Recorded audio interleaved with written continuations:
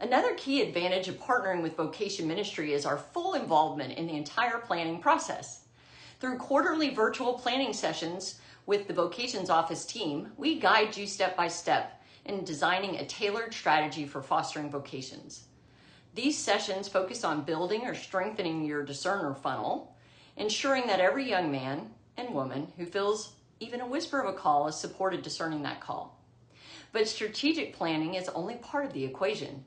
The true heartbeat of vocation promotion lies in engaging those on the front lines, priests, laity, and educators, through our signature workshops.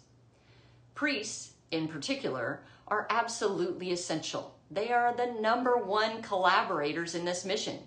Yet time and again, vocation directors share with me their frustration.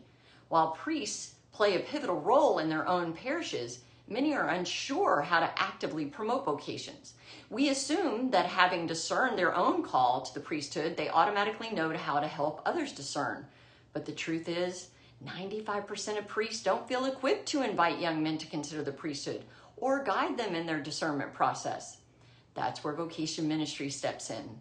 We provide priests with both the inspirational and practical tools they need to become true fishers of men. Consider this. 80 to 88% of men who enter the seminary first thought about the priesthood because a priest invited them. Yet surveys show that only 30% of priests regularly invite men to discern. This gap is where we must focus our energy.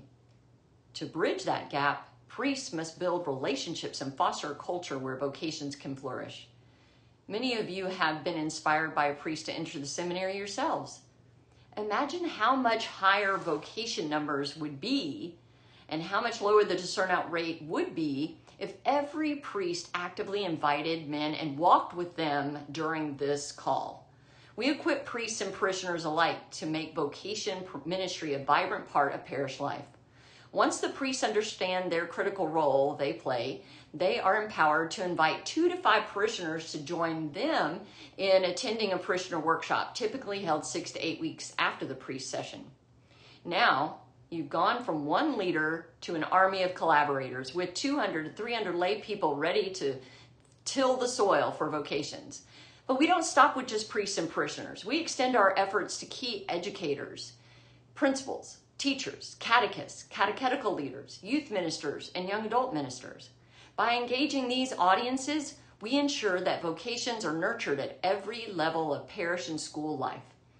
To support these workshops and other critical activities like Called by Name, we provide a full suite of marketing and promotional resources, empowering you to execute each step effectively.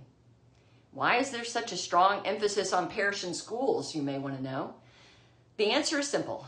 The natural outcome of fostering a culture of prayer and promotion of vocations is a fruitful parish.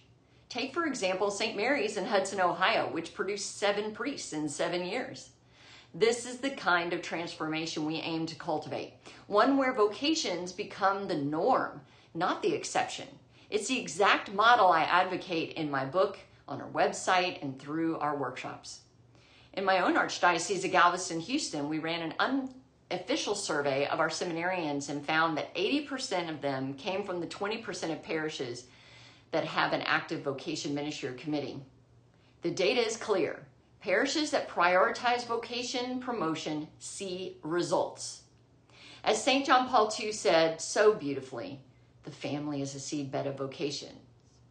If we want more parishes like St. Mary's in Hudson, Ohio, we need to connect deeply with families, with children, and with the very heart of the parish life. That's where vocations begin, and that's where we together can make the greatest impact.